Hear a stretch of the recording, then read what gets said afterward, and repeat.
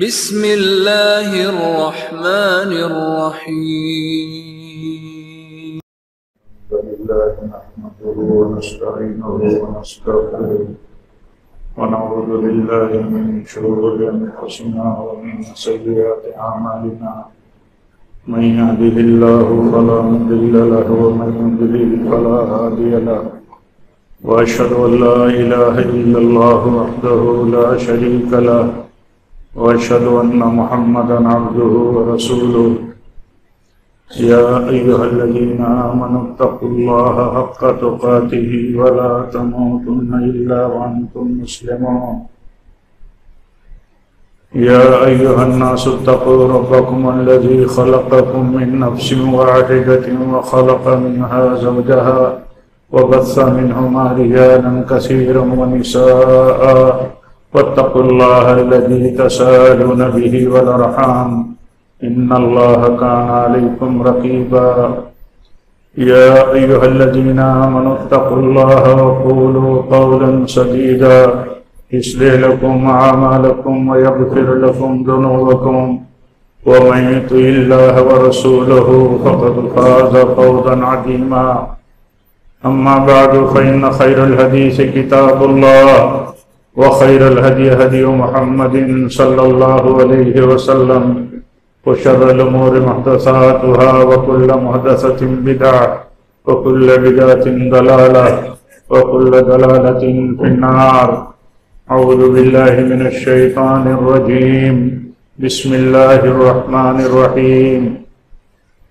قاف والقرآن المجيد بل عجبوا أن جاءهم منذر منهم فقال الكافرون هذا شيء عجيب أَإِذَا مِتْنَا وَكُنَّا تُرَابًا ذَلِكَ رَجْعٌ بَعِيدٌ قَدْ عَلِمْنَا مَا تَنقُصُ الْأَرْضُ مِنْهُمْ وَعِندَنَا كِتَابٌ حَفِيظٌ بَلْ كَذَّبُوا بِالْحَقِّ لَمَّا جَاءَهُمْ فَهُمْ فِي أَمْرٍ مَّرِيجٍ أَفَلَمْ يَنظُرُوا إِلَى السَّمَاءِ فَوْقَهُمْ كَيْفَ بَنَيْنَاهَا وَزَيَّنَّاهَا وَمَا لَهَا مِنْ فُرُوجٍ والأرض مددناها وألقينا فيها رواسي وأنبتنا فيها من كل زوج بهيج تبصرة وذكرى لكل عبد منيب ونزلنا من السماء ماء مباركا فأنبتنا به جنات وحب الحصيد والنخل باسقات لها طلع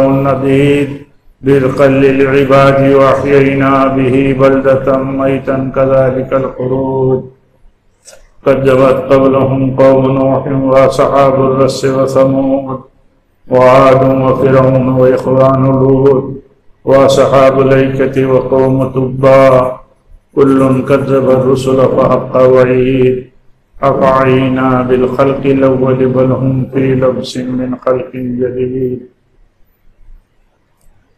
وقال الله تعالى في موضع آخر لقد كان لكم في رسول الله أسوة حسنة. معزز حاضرین جمعہ، دینی بھائیوں، اسلامی ماں اور بہنوں، یہ حج کا سیزن چل رہا ہے. ساری دنیا سے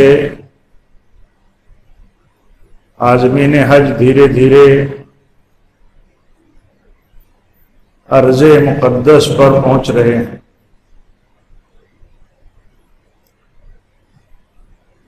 سارے لوگ لبیک کہتے ہوئے اللہ کے دربار میں اللہ کی بارگاہ میں حاضری دے رہے ہیں. جو لوگ حج پہ جا رہے ہیں، عمرہ پہ جا رہے ہیں، حج کے ساتھ عمرہ لگا ہوا ہے، وہ حج تمتع ہے، تو سارے حاجی، سارے عمرہ کرنے والے اللہ کے نبی صلی اللہ علیہ وسلم فرماتے ہیں کہ یہ اللہ کا وفد ہے، یہ اللہ کے مہمان ہیں. اللہ نے انہیں بلایا اپنے گھر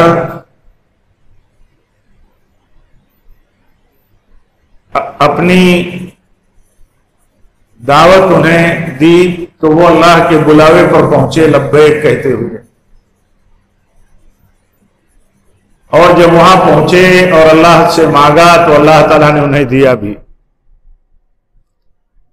یہ اللہ کا بڑا فضل ہے ان کے ساتھ، جو سچی نیتوں سے، شہرت سے پاک اللہ کی بلاوے پر اس کی حاضری کو سعادت سمجھتے ہوئے حاضر ہوتے ہیں۔ تو یہ بڑے بلند لوگ ہیں۔ آپ سوچئے کہ جنہیں اللہ اپنا مہمان کہے وہ کتنے بلند ہوں گے، جنہیں اللہ کی میزبانی حاصل ہو کتنے بلند ہوں گے۔ تو وہ بڑے مبارکبادی کے مستحق ہیں، بڑی نیک خواہشات کے ہمارے مستحق ہیں، اور ہم سب کی طرف سے ان سے ہم سب کی طرف سے درخواست ہونی چاہیے جب بھی ہم ملیں ایسے لوگوں سے کہ ہمارے لیے آپ اللہ کے دربار میں جا کر کے مقامات مقدسہ میں پہنچ کر کے ہمارے لیے دعا کریں۔ ان کا درجہ بہت بلند ہے، اور حج جو ہے یہ ایک بہت بڑی عبادت ہے، بلکہ اسلام کی ایک بہت بڑی بنیاد ہے۔ اسلام کی بنیاد کیسے ہے؟ اسلام اللہ کی فرمانبرداری کو کہتے ہیں، اللہ کے سامنے سرنڈر کرنے کو کہتے ہیں، اللہ کے حکم کے آگے اپنے آپ کو سرنڈر کرنے کو اسلام کہتے ہیں۔ اسلام کا ترجمہ استسلام کیا جاتا ہے، یعنی مسلمان ہے تو سرنڈر ہے۔ کہاں سرنڈر ہے؟ جہاں اللہ کا حکم ہے، جس بات کے لیے اللہ کا حکم ہے وہاں وہ سرنڈر ہے، تبھی وہ مسلم ہے۔ سچا مسلم وہی ہے جو اللہ کے حکم کے سامنے اپنے آپ کو سرنڈر کیے ہو۔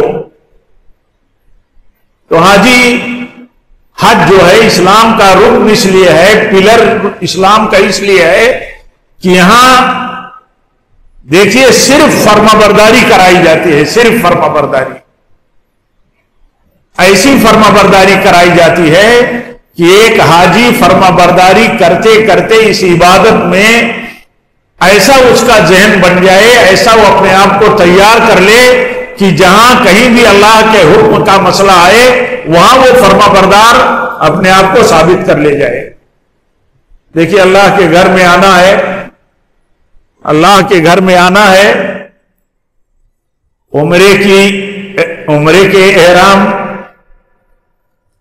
کے کپڑے میں آئے، احرام کا کپڑا پہنا ہو حج کا، مرد ہے تو اس کو ایک ہی لباس پہننا ہے۔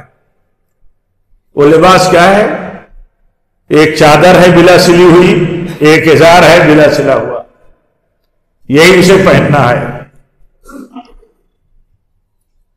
ہم اپنے عام لباس میں، سلے ہوئے لباس میں اللہ کے گھر کا عمرہ کرتے ہوئے طواف نہیں کر سکتے، عمرہ کا طواف نہیں کر سکتے۔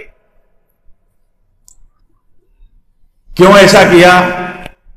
آپ دیکھیے، اس کے سوا اس کا کوئی معنی نہیں، اس کی کوئی لاجک نہیں ہے کہ بس اللہ کا حکم ہے کہ میرے دربار میں آؤ تو دو بلا سلے ہوئے لباس کو پہن کر کے آؤ، ایک چادر اوڑھے رہو، ایک چادر پہنے رہو۔ میرے دربار میں آؤ تو اسی صورت میں آؤ، چاہے بادشاہ ہو، چاہے غریب ہو، امیر ہو، عام آدمی ہو، عالم ہو، غیر عالم ہو، اسے آنا ہے تو اسی شکل میں آنا ہے۔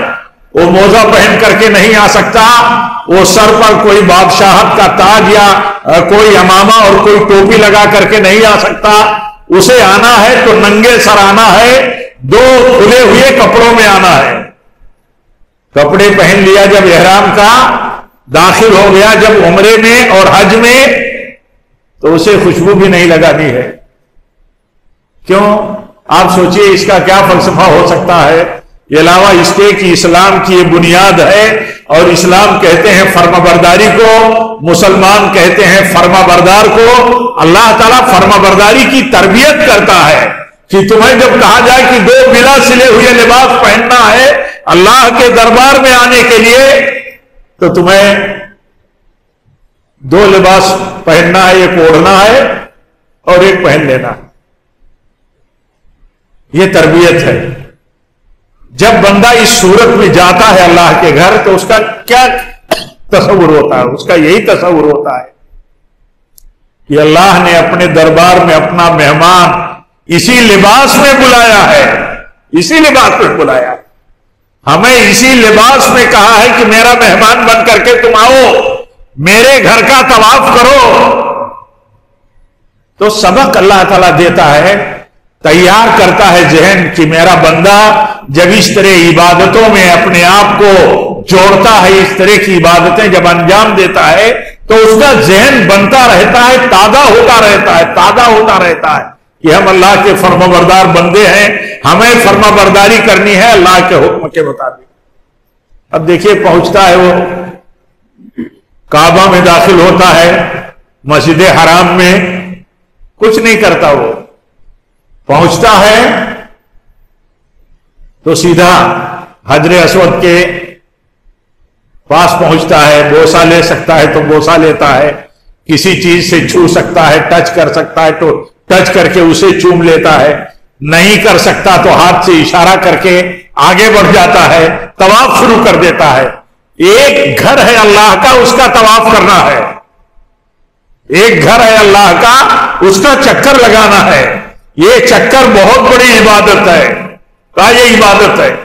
اللہ کے گھر کا پھیرا لگاؤ، یہ عبادت ہے.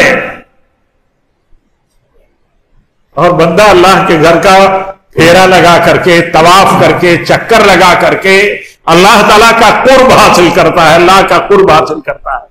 آپ کبھی سوچو اس نقطۂ نظر سے کہ ایک بندہ اللہ کا ایک گھر کا طواف کرتا ہے اور یہ طواف کرتا ہے 7 چکر لگاتا ہے، 7 چکر، اس کا ایک طواف پورا ہوتا ہے.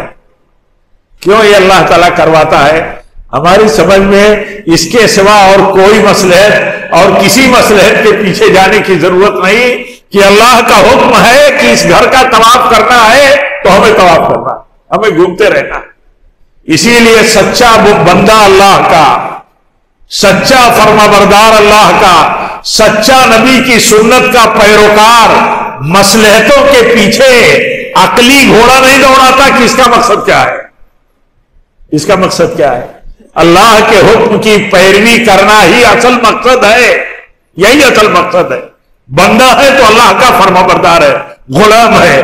غلام ہے تو اسے یہ پوچھنے کا حق نہیں ہے، وہ بھی اپنے رب سے یہ جاننے کی ضرورت نہیں ہے کہ اللہ تعالیٰ نے ہمیں ایسا کہا ہے تو اس کے پیچھے مصلحت کیا ہے. کیوں اللہ تعالیٰ کہتا ہے، اپنا مہمان بناتا ہے تو کہتا ہے 2 بلا سلے ہوئے کپڑے میں تمہیں آنا ہے، لبیک کہتے ہوئے تمہیں آنا ہے. آؤ، جب پہنچ جاؤ کعبہ میں تو تمہیں کعبہ کا طواف کرنا ہے. کعبہ کا طواف کرتے ہوئے کعبہ کو تمہیں چومنا چاٹنا نہیں ہے. تمہیں اگر چومنا ہے تو صرف حجر اسود کو چومنا ہے، تو صرف اس کو جو حجر اسود سے ٹچ ہو جائے. مان لیجئے آپ منہ سے نہیں بوسہ لے سکتے، ہاتھ پہنچ سکتا ہے تو ہاتھ سے چھوا تو ہاتھ کو چوم لیا، کسی لکڑی سے چھو لیا تو لکڑی کو چوم لیا. باقی اگر کوئی چیز حجر اسود سے ٹچ نہیں ہو سکی، جیسے ہاتھ کا اشارہ کیا تو ہاتھ کو چومنا نہیں ہے. کعبہ کی دیواروں کو، کعبہ کے غلاف کو چومنا نہیں، چاٹنا نہیں ہے. کیونکہ عبادت جو ہے، عبادت کہتے ہیں جس کے لیے دلیل موجود ہو، جس کے لیے حکم موجود ہو، جس کے لیے سنت موجود ہو. بعض لوگوں نے کہا کہ یہ تو کعبہ ہی ہے، حجر اسود کیا، جہاں بھی کعبہ کا جو حصہ بھی ہمیں ملے ہم پہنچ جائیں، لاؤ اسی کو چوم لیتے ہیں، چاٹ لیتے ہیں. تو کہا گیا کہ نبی صلی اللہ علیہ وسلم کا طریقہ سب سے بہتر طریقہ ہے اور آپ کی مخالفت فتنہ ہے. یہ ہے سچے مسلمانوں کا طریقہ. نبی صلی اللہ علیہ وسلم نے حجر اسود کا بوسہ دیا، بوسہ دینے کا حکم دیا، کعبہ کی دیواروں کو چومنے، غلاف کعبہ کو چومنے چاٹنے کا حکم نہیں دیا تو اس کی اجازت نہیں، وہ عبادت نہیں ہو سکتی. تو یہ عرض کرنے کا مطلب یہ ہے کہ ایک مسلمان اللہ تعالیٰ کا فرما بردار ہوتا ہے، اور اسلام کی بنیادوں میں ایک بنیاد ہے حج. حج ایک بنیاد ہے. حج میں دیکھیے یہ عمل کرتا ہے آدمی شروع میں جب عمرہ کرتا ہے, بعد میں 8ویں تاریخ سے احرام باندھتا ہے حج کا, تو اس کا طریقہ کیا ہوتا ہے؟ اس کا طریقہ یہی ہوتا ہے اللہ کی فرما برداری کرتے ہوئے فرما بردار ثابت کرنا, اور یہ سوچنا کہ یہ اللہ کا حکم ہے اور یہ اللہ کی بندگی میں ہمارے نبی نے نمونہ اور طریقہ چھوڑا ہے. سوال نہیں کرتا آدمی. امیر المومنین عمر بن خطاب کے دماغ میں ایک بات آئی, حجر اسود پر پہنچے تو کہا یہ تو پتھر ہے. تو کہتے ہیں کہ اے حجر اسود تو ایک پتھر ہی ہے, اے حجر اسود تو ایک پتھر ہی ہے, میں تجھے بوسہ نہیں دے سکتا تھا لیکن نبی کو بوسہ دیتے دیکھا ہے تو بوسہ دیتا ہوں. یہ اصل اسلام, یہ ہے اصل ایمان کہ ایک آدمی اللہ کے حکم میں مصلحت سمجھتا ہو. مصلحت, اس سے بڑی کوئی مصلحت ہے کہ اللہ تعالیٰ ہمیں کہتا ہے کہ تم میرے گھر آؤ تو 2 لباس پہ آؤ, 2 کپڑوں میں آؤ, 2 سفید چادروں میں آؤ, اور آؤ تو سلے ہوئے بھی نہ ہو. کیا ذہن اللہ تعالیٰ دیتا ہے؟ کیا چاہتا ہے اللہ تعالیٰ؟ اللہ تعالیٰ چاہتا ہے کہ جب میں اپنے بندے سے کہوں بلا سلا لباس پہننے کو, تو بلا سلا لباس وہاں پہنے جہاں اسی حالت میں اللہ تعالیٰ کو اسے دیکھنا بلانا مقصود ہو, جبکہ وہ ہے اللہ کا مہمان, وہ اللہ کا مہمان ہے. تو ذہن بنتا ہے. ابھی رمضان گزرا ہے وہاں بھی رمضان کا مہینہ, رمضان کے مہینے کا روزہ جو ہے یہ بھی اسلام کے ارکان میں سے ایک رکن ہے. وہاں بھی دیکھیے اللہ تعالیٰ کہتا ہے بھوکے رہنا ہے تمہیں, پیاسا رہنا ہے تمہیں اپنی کچھ بنیادی ضرورتوں سے, ہاں جس کے تم محتاج ہو, جس کے خواہش مند ہو, اس سے دور رہنا ہے تمہیں. بندہ دور رہتا ہے, دوری بنائے رہتا ہے. دوری بنائے رکھنے کے لیے ایک پیریڈ اللہ تعالیٰ رکھتا ہے. اس پیریڈ میں اسے اللہ تعالیٰ تیار کرتا ہے, اس کا ذہن تیار کرتا ہے, اس کا ذہن بن جاتا ہے. اللہ تعالیٰ کا حکم ہے تو ہمیں فرما برداری کرنی, اللہ کا حکم ہے تو ہمیں فرما برداری کرنی ہے. یہ ذہن دیکھیے کیا زندگی کے ہر موقع پر, ہر موڑ پر ہمارا بنتا ہے. بہت کچھ باتیں کہی جاتی ہیں, سنی جاتی ہیں, لیکن کیا بہت ساری عبادتوں میں ہم اسلام کی بنیادوں کو انجام دینے میں ہم لگے رہتے ہیں, تو کیا اس کا اثر ہماری زندگی میں آتا ہے؟ کتنا آتا ہے اثر؟ ایک آدمی حج کرنے جاتا ہے, عبادت میں ہے اللہ کی, اور عبادت ایسے کرتا ہے جیسے اللہ کا حکم ہے. اس کا ذہن یہ نہیں بنتا کہ ہاں اللہ تعالیٰ تیار کرتا ہے ہر چھوٹی بڑی بات میں اپنی فرما برداری کا ذہن. اللہ تعالیٰ چاہتا ہے میرے بندے کا ذہن بنے ہر موقع پر میری فرما برداری کا, اس لیے بڑی فرما برداری وہ کراتا ہے, بڑی فرما برداری کراتا ہے.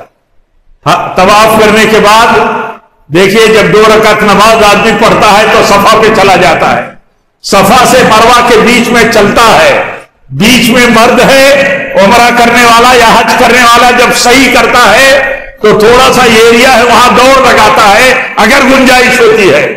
اب بتائیے صفا کی پہاڑی پہ چڑھتا ہے, پھر اتر کر کے مروہ کی پہاڑی پہ چڑھ جاتا ہے, پھر مروہ کی پہاڑی سے اترتا ہے, پھر صفا کی پہاڑی پہ چڑھ جاتا ہے, چلتا رہتا ہے. اور اتنی بڑی عبادت اسے اللہ تعالیٰ نے بنا دیا ہے, یادگار بنا دیا ہے کسی اپنے محبوب بندے کی, اپنے محبوب بندی کی. تو کہا یہ عبادت ہے تمہارے لیے. بندہ انجام دیتا ہے, جو جاتا ہے وہ انجام دیتا ہے. اس کو سبق کیا لینا ہے؟ اس کو سبق یہ لینا ہے کہ زندگی کے ہر مرحلے میں, ہر موڑ پر, ہر قدم پر ہمیں اللہ کا فرما بردار رہنا,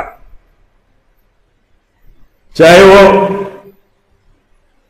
عبادت کا مسئلہ ہو. عبادت میں فرما برداری ڈھونڈتا نہیں ہے کہ اس کی مصلحت کیا ہے.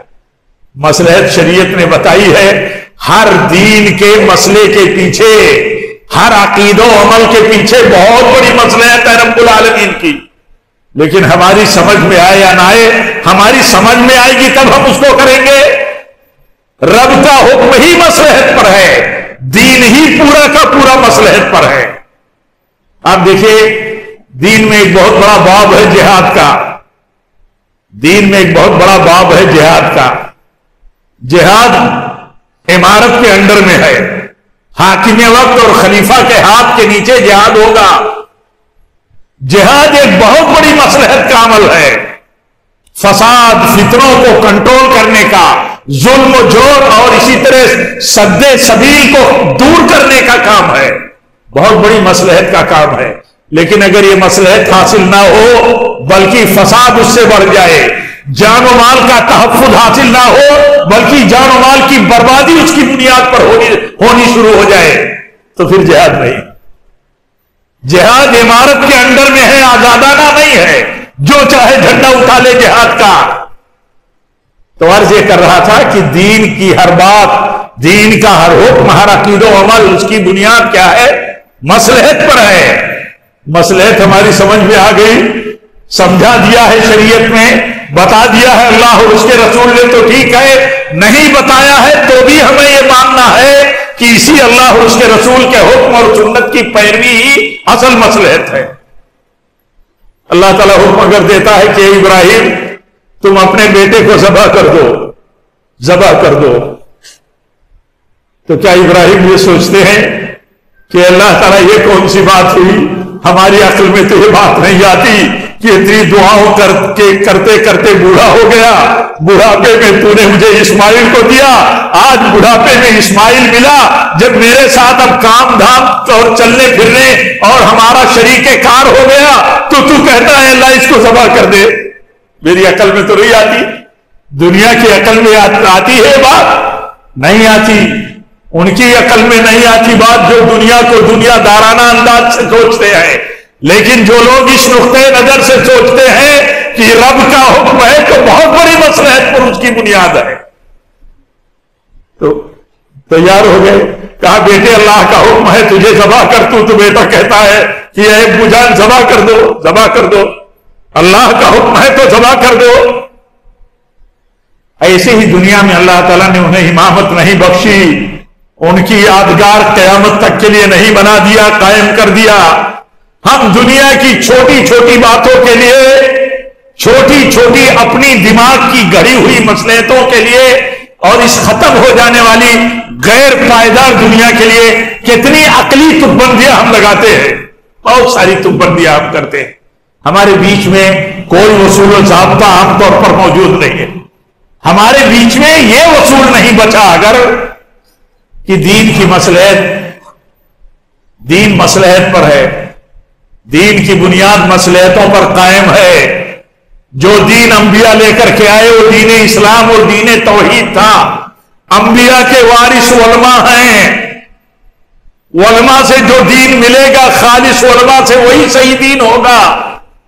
دین کے بارے میں مصلحت کا جاننا یہ عام لوگوں کے بس میں نہیں ہے، سب کو اپنی لمٹ میں رہنے کی ضرورت ہے، سب کو اپنی حدوں میں رہنے کی ضرورت ہے۔ جو لوگ اپنی حدوں کو پار کرتے ہیں وہ ان کے لیے بہت ساری مثالیں ہیں۔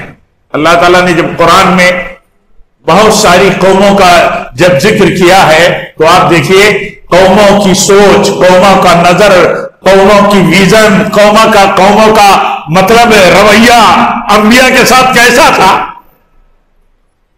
کیسا تھا ان کا رویہ؟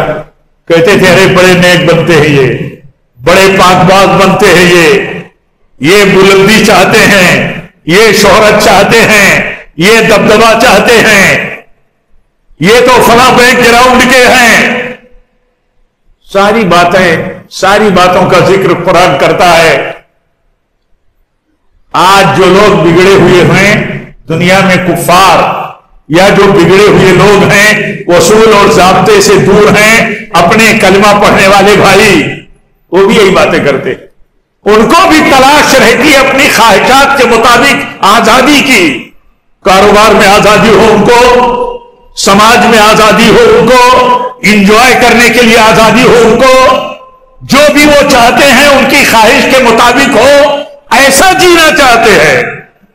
اللہ تعالیٰ سبق دیتا ہے کہ دیکھو اللہ تعالیٰ کے دین کی بنیادیں جب تک تمہارے اندر مضبوط نہیں ہوں گی تب تک تم اللہ کے دین پر نہیں چل سکتے تم.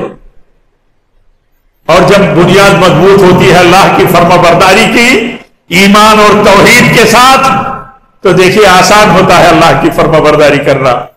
ایک نوجوان کے لیے آسان ہوتا ہے، نوجوان مرد نوجوان عورت کے لیے، بچے اور بچی کے لیے، کہ وہ حرام کاری سے دور رہے کیونکہ وہ مومن ہے، کیونکہ وہ مومنہ ہے. اس کے لیے بہت آسان ہے نشہ کی چیزوں سے دور رہنا، شراب سے دور رہنا. اس کے لیے آسان ہے. کیسے آسان ہے؟ وہ مومن ہے. اسے معلوم ہے کہ اللہ نے اگر شراب اور نشہ کو حرام قرار دیا ہے تو ہمارے لیے اس میں خیر نہیں ہے، شر ہی ہے، ضرر ہی ہے، اور یہ خبیث ہے. جس کا یہ ایمان اندر نہیں ہوگا، چاہے جتنی تقریر کی جائے جہیز کے خلاف، چاہے جتنی تقریر کی جائے نشہ کے خلاف، وہ باز نہیں آ سکتا. اللہ کہ اللہ تعالیٰ کی کوئی سنت آ جائے اور اس کو پکڑ لے کہیں، نہیں تو باز نہیں آتا. لیکن صحابہ کو دیکھیے، صحابہ کا دور دیکھیے، جب تک شراب حرام نہیں کی گئی تھی شراب پی جاتی تھی، کثرت کے ساتھ شراب پی جاتی تھی. چند ایک لوگوں کا ذکر ملتا ہے ان مقدس جماعت میں جن کی عادت نہیں تھی شراب پینے کی. شراب عام طور پر گھروں میں مٹکوں میں رکھی جاتی تھی اور پی جاتی تھی. لیکن جب اللہ تعالیٰ نے کہا کہ یہ شیطانی عمل ہے، اس سے بچو، تو آپ بتاؤ کتنی دیر لگی ان کو فرما برداری کرنے میں، کتنی دیر لگی ان کو شراب کے مٹکوں کو اپنے ہاتھوں سے توڑ کر کے نالیوں میں بہا دینے میں، پھینک دینے میں نہیں دیر لگی. بنیاد ایمان کی فرما برداری کی مضبوط تھی. آپ دیکھیے ہمیں اور آپ کو کتنی نصیحت ملتی ہے. ہم لوگ ایک دوسرے کو کتنی نصیحت ہمیں آپ کرتے ہیں، آپ کو ہم کرتے ہیں. ایک دوسرے بھائی ایمان والوں کو نصیحت کرتے رہتے ہیں. وہ نصیحتیں کیوں فائدہ نہیں دیتی؟ اس لیے کہ اندر ایمان کمزور ہے تو نصیحت نہیں دیتی. کسی بڑے کی عزت ہمیں توہین لگتی ہے. کیوں بڑے کی عزت توہین لگتی ہے؟ ہمارا جو بزرگ ہے ہمارے سماج میں، بال اس کے پک گئے، وہ بوڑھا ہو گیا، وہ عزت اور تکریم کا مستحق ہے، وہ ہمارے مذاق کا موضوع ہے. کیوں ایسا ہے؟ ہمارے چھوٹے ہم انہیں بلیک میل کرتے ہیں، ہم انہیں اپنی مرضی سے چلاتے ہیں. وہ چاہے طاقت میں بیٹھے ہوئے لوگ ہو یا سماج اور سسٹم میں ہو بیٹھے، کمزوروں کے ساتھ کھیلتے ہیں لوگ. کیوں ایسا کرتے ہیں؟ انہیں ایمان نہیں ہے اس بات پر کہ بڑوں کی عزت بلندی کی بنیاد اور راز ہے، چھوٹوں کے ساتھ شفقت بڑائی کا راز ہے. ہمارا ایمان کمزور ہے، ہمارا ایمان کمزور ہے. ہمیں علم تو ہے کہ اللہ کے نبی نے فرمایا ہے کہ جو اپنے بڑوں کی عزت کرے، اپنے چھوٹوں پر رحم کرے، وہ ہمارا ہے، اور جو ایسا نہ کرے وہ ہمارا امتی نہیں ہے. یہ کہہ دیا ہم نے، سن لیا آپ نے. جانتے ہیں ہم اور آپ برت کیوں نہیں پاتے؟ اس لیے برت نہیں پاتے کہ وہ ایمان جو اس پریکٹیکل پر کھڑا کرنے والا ہے وہ ایمان کمزور. مصلحت پر ہمارا اللہ کے دیے ہوئے قانون اور اس کی مصلحت پر ہمارا ایمان کتنا ہے، ہمارے اپنے قول و عمل اور کردار سے روشن. تو دیکھیے حج جو ہے کیا ہے؟ حج کیا ہے؟ حج اسی اللہ کی فرما برداری کے لیے تیار کرنے کا ایک بہت بڑا ٹریننگ کا عمل ہے. کہ حج سے آدمی جب لوٹتا ہے قدم قدم پر اللہ کی فرما برداری کرتے ہوئے تو ایسا تیار ہو جاتا ہے، ایسا تیار ہوتا ہے. اگر وہ اخلاص کے ساتھ حج کرنے کو گیا، حلال مال کے ذریعے حج کرنے کو گیا، شہرت اس کا مقصد نہیں تھا، گیا تو جگہ جگہ کھڑے ہو کر کے فوٹوگرافی کرنا اور اسے سپلائی کرنا، فارورڈ کرنا اس کا ذہن نہیں ہے. وہ اللہ کی عبادت میں لگا ہوا، اللہ کی عبادت میں. تو جب یہ فرما برداری کرتے کرتے یہ عبادت کا عمل پورا ہوتا ہے تو اسے اللہ تعالیٰ ایسے ہی پاک کر دیتا ہے جیسے اس دن پاک تھا جس دن وہ اپنی ماں کے پیٹ سے پیدا ہوا تھا. ایسا پاک کر دیتا ہے اللہ تعالیٰ. اب وہ پاک کر دینے کے بعد اس کا کام کیا بنتا ہے؟ اس کا کام یہ بنتا ہے کہ جیسے فرما برداری قدم قدم پر حج میں کیا ہے، ایسے زندگی کے ہر موڑ پر جہاں جہاں اللہ اور اس کے رسول کی فرما برداری کا مسئلہ آئے گا ہم فرما برداری کرتے رہے. آپ سوچئے مینا میں جاتے ہیں, مینا میں 8 کو پڑے رہتے ہیں, حکم ہے حج کے لیے. اس کے بعد 9 تاریخ کو عرفہ میں چلے جاتے ہیں. عرفہ میں ظہر اثر کی نماز جمع اور قصر کے ساتھ پڑھتے ہیں, دعا کرتے رہتے ہیں مغرب کے وقت تک, سورج ڈوب جانے تک.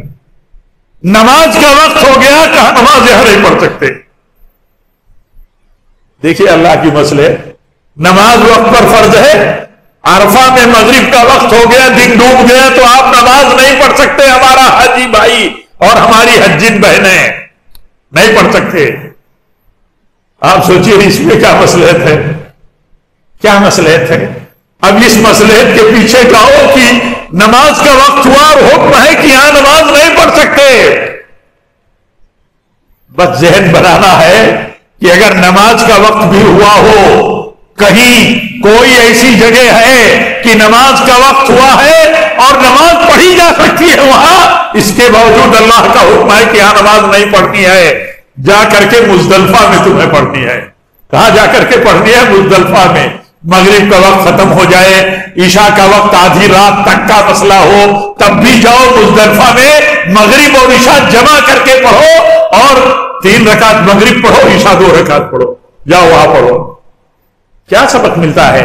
ایک آدمی اگر سوچے تو یہی سبق ملتا ہے کہ یہاں اللہ تعالیٰ تیار کرتا ہے اپنے بندے کو کہ دیکھو یہاں وقت ہوا ہے نماز کا, تو تمہیں کہا جا رہا ہے یہاں نماز نہیں پڑھنی, تو تمہیں نماز نہیں پڑھنی, نماز نہیں پڑھنی. کیا سبق لے کر کے ایک حاجی آتا ہے؟ اگر یہ سبق لے کر کے نہیں آیا, یہ میسج اس کے دل و دماغ میں گھس نہیں گیا, تو نتیجہ کیا ہوتا ہے؟ نتیجہ یہ ہوتا ہے کہ جیسے پہلے تھا لوٹ کر کے آتا ہے, پھر ویسے ہی ہو جاتا. دیکھیے حج میں دیکھیے حج میں اللہ کے نبی خطبہ دیتے ہیں. خطبہ کیا خطبہ دیتے ہیں اللہ کے نبی صلی اللہ علیہ وسلم؟ بہت ساری بنیادی باتوں کو آپ بتاتے ہیں, بہت ساری بنیادی اصولی باتیں. ان میں آپ ایک بات یہ بتاتے ہیں کہ دیکھو تم سب آدم کی اولاد ہو, تم سب آدم کی اولاد ہو. آدم کو مٹی سے پیدا کیا گیا ہے, سب آدم کی اولاد ہو. حج میں کہاں سے لوگ پہنچتے ہیں؟ بھئی یہ ہمارا اپنا ملک ہے, الگ الگ اسٹیٹ الگ الگ علاقوں کے ہیں, الگ الگ بولی چالی, الگ الگ کلچر اور تہذیب کے ہیں. ایک ملک ہے, پوری دنیا کے مقابل میں ایک ملک ہے, 200 ملک میں ایک ملک ہے ہمارا. اس میں کتنا رنگ اور کتنا خیال اور کتنی عصبیت ہے. اللہ تعالیٰ معاف کرے. اللہ کے نبی فرماتے ہیں تم سب آدم کی اولاد ہو, آدم مٹی سے پیدا کیے گئے ہیں. تم میں کسی کو چاہے عربی ہو تو عربی کو کسی اجمی پر فضیلت نہیں ہے, کوئی برتری نہیں ہے, اس کا دماغ یہ نہیں ہونا چاہیے میں تو عربی ہوں, یہ تو اجمی ہے, میں تو گورا ہوں, یہ تو کالا ہے. اللہ کے نبی فرماتے ہیں کوئی برتری کی بنیاد نہیں ہے کسی کے پاس. ایک آدمی حج کر کے آتا ہے, اس کا دماغ برتری کا ویسے ہی بنا رہتا ہے, میں تو فلاں بیلٹ کا ہوں, تو یہ تو فلاں بیلٹ کا ہے, یہ تو فلاں اسٹیٹ کا ہے, یہ تو فلاں اسٹیٹ کا ہے. اللہ کے نبی فرماتے ہیں کسی عرب کو کسی عجم پر کوئی برتری نہیں, کسی گورے کو کسی کالے پر کوئی برتری نہیں. اگر کسی کو برتری ہے تو تقویٰ کی وجہ سے. اللہ کے ہاں نیک ہے تو برتر ہے, اللہ کے ہاں نیک ہے تو برتر ہے.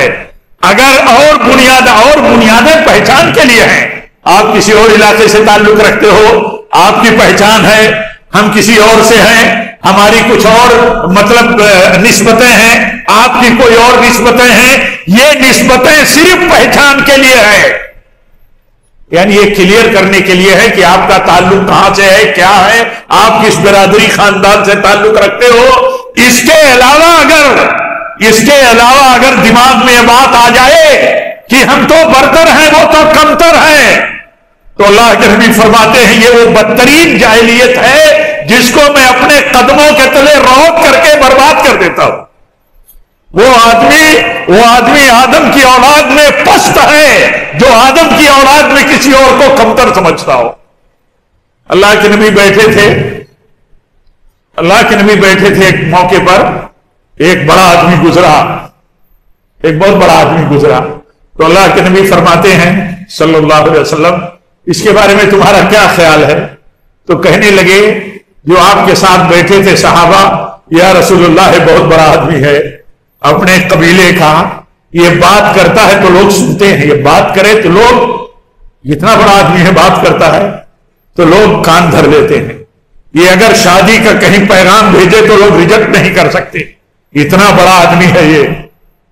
اللہ کے نبی بیٹھے تھے، اس کے بعد تھوڑی دیر کے بعد ایک ادنا آدمی گزرا، تو اللہ کے نبی سے نے پوچھا صلی اللہ علیہ وسلم اس آدمی کو جانتے ہو تم لوگ؟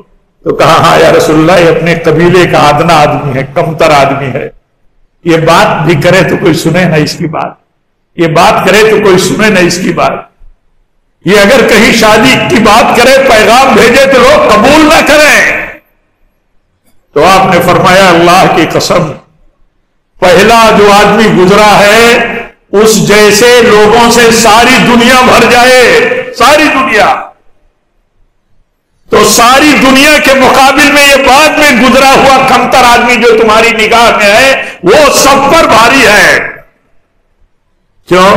اس کی برتری ایمان کی وجہ سے ہے، تقوی کی وجہ سے ہے۔ کیا ہم کبھی سوچتے ہیں ہماری کوئی فضیلت نہیں، ہماری کوئی برتری نہیں اگر ایمان اور تقوی اور عقیدے کی مضبوطی نہیں ہے تو؟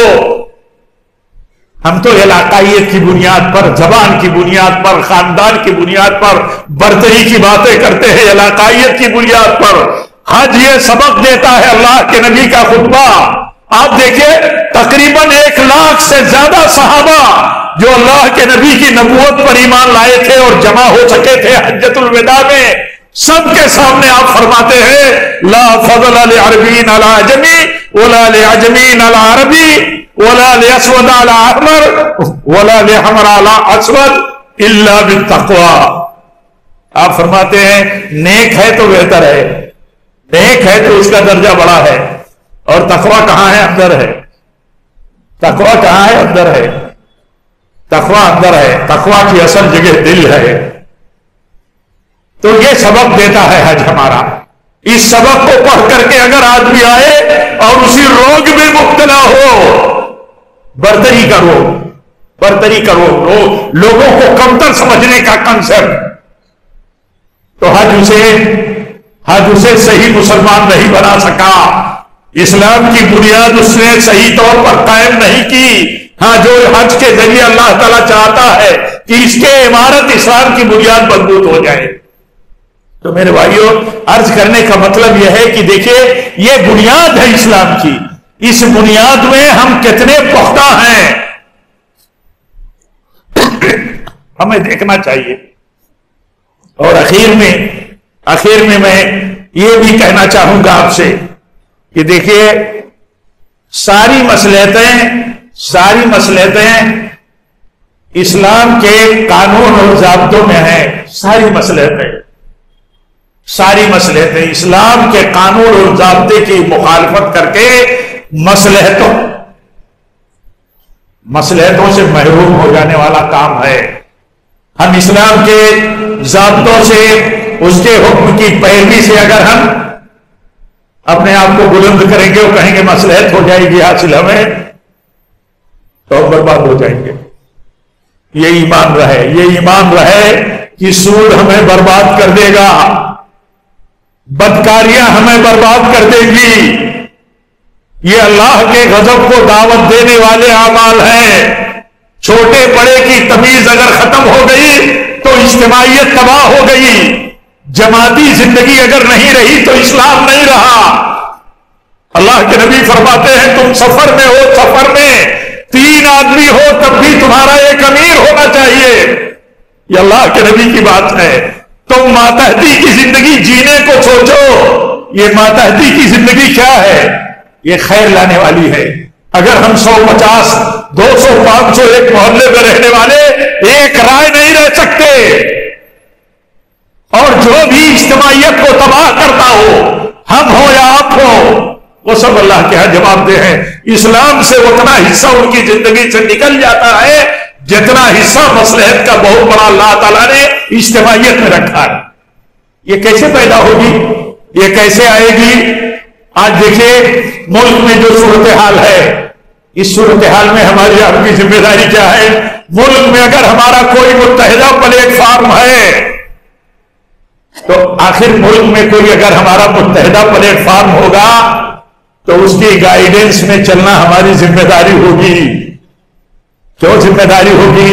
ہم ایک ایسے ملک میں ہیں جہاں ہماری اسلامی کوئی مسلمانوں کی حکومت نہیں, یہاں سیکولر اسٹیٹ ہے, ڈیموکریسی سسٹم ہے, لیکن مسلمان اپنے دین, اپنے حقوق, اپنے مذہب کی آزادی کے لیے کچھ تنظیموں کے یا بعض تنظیموں کو اپنا متحدہ تنظیم سمجھ کر کے اس کے تحت کام کرتے ہیں. اس کی مخالفت رائے دینا الگ ہے, اس کے خلاف دھڑے بندیاں کرنا یہ خطرات سے خالی نہیں.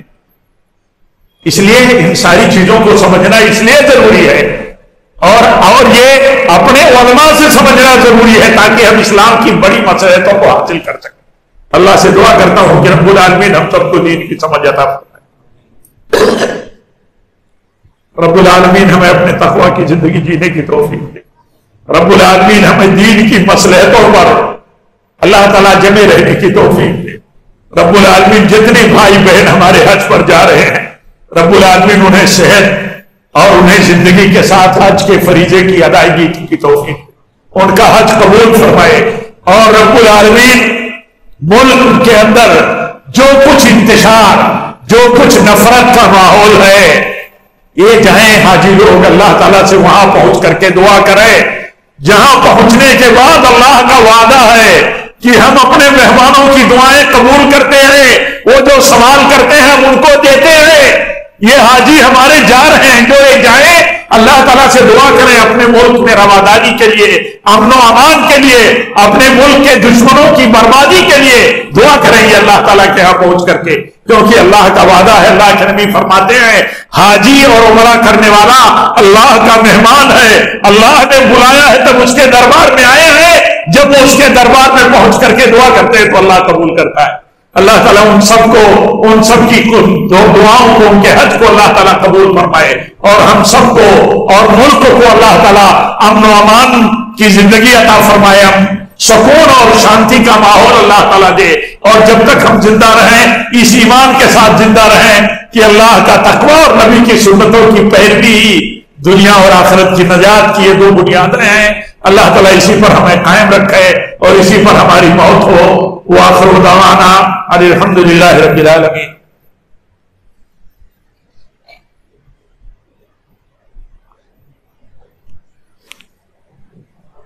الحمدللہ رب العالمین والصلاة والسلام علی رسول النبی الکریم. ان اللہ وملائکتہ یصلون علی النبی یا ایھا الذین آمنوا صلوا علیہ وسلموا تسلیما. اللهم صل علی محمد وعلی آل محمد کما صلیت علی ابراہیم وعلى آل إبراهيم إنك حميد مجيد. اللهم بارك على محمد وعلى آل محمد كما باركت على إبراهيم وعلى آل إبراهيم إنك حميد مجيد.